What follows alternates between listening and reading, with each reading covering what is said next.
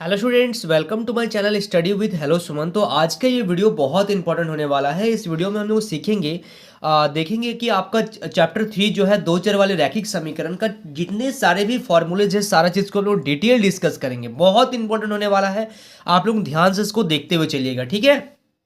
समझिएगा। तो चैप्टर है आपका दो चर वाले रैखिक समीकरण, जितना भी फॉर्मूला है सब चीज़ को हम लोग देखेंगे। तो स्टूडेंट्स, अगर आप मेरे चैनल पर नए हैं तो प्लीज़ इस चैनल को सब्सक्राइब करना मत भूलिए। इस वीडियो के नीचे एक सब्सक्राइब बटन दिया गया है, उस बटन को प्रेस कीजिए और नोटिफिकेशन को ऑल पे प्रेस करिए ताकि इस तरीके का हर वीडियो का नोटिफिकेशन आप तक पहुंचे। तो स्टूडेंट्स, चलिए इस वीडियो को बिना टाइम वेस्ट करते हुए फटाफट से स्टार्ट कर लेते हैं।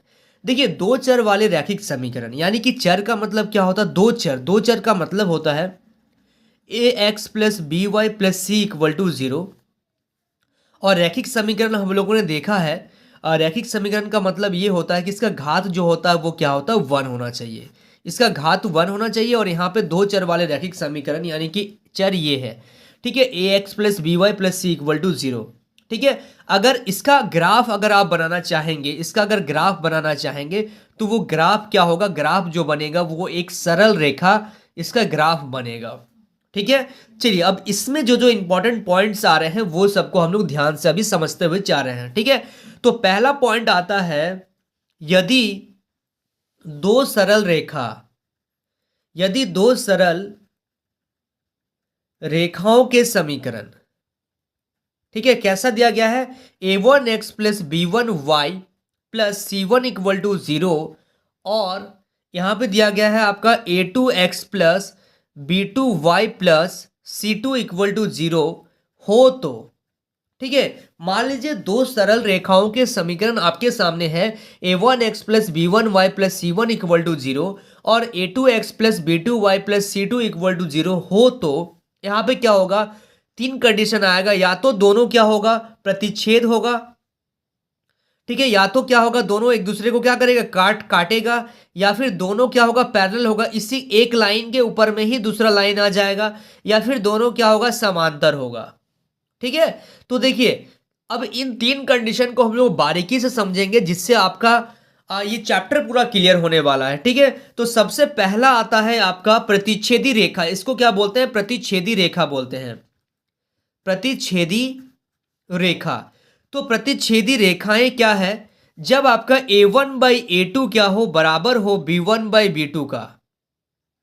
A one by a two क्या हो? बराबर हो b one by b two का। तो इसको बोलेंगे हम लोग ये प्रतिच्छेदी रेखा है, ठीक है। इसी को बोलते हैं हम लोग क्या है? अद्वितीय हल। अद्वितीय हल होगा, ठीक है, अद्वितीय हल होगा। जब ये a one by a two जो होगा बराबर होगा b one by b two का, तब क्या बोलेंगे? अद्वितीय हल होगा, ठीक है। समझ में आ रहा है आप लोगों को? दूसरा आता है आपका, दूसरा पॉइंट आएगा आपका संपाती।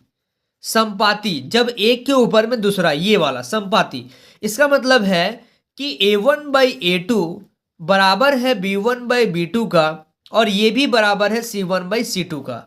जब सब बराबर है तब क्या बोलेंगे? ये संपाती है। यानी कि यहां पे आप लोग लिखिएगा अपरिमित अपरिमित रूप से अपरिमित रूप से अनेक हल होंगे। अपरिमित रूप से अनेक हल होंगे, ठीक है।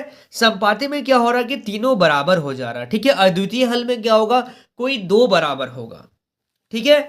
अब देखिएगा थर्ड नंबर में समांतर समांतर रेखाएं, यानी कि पैरेलल लाइंस जब होगा तब क्या होगा? तो a one by a two बराबर होगा b one by b two का और ये बराबर नहीं होगा c one by c two का।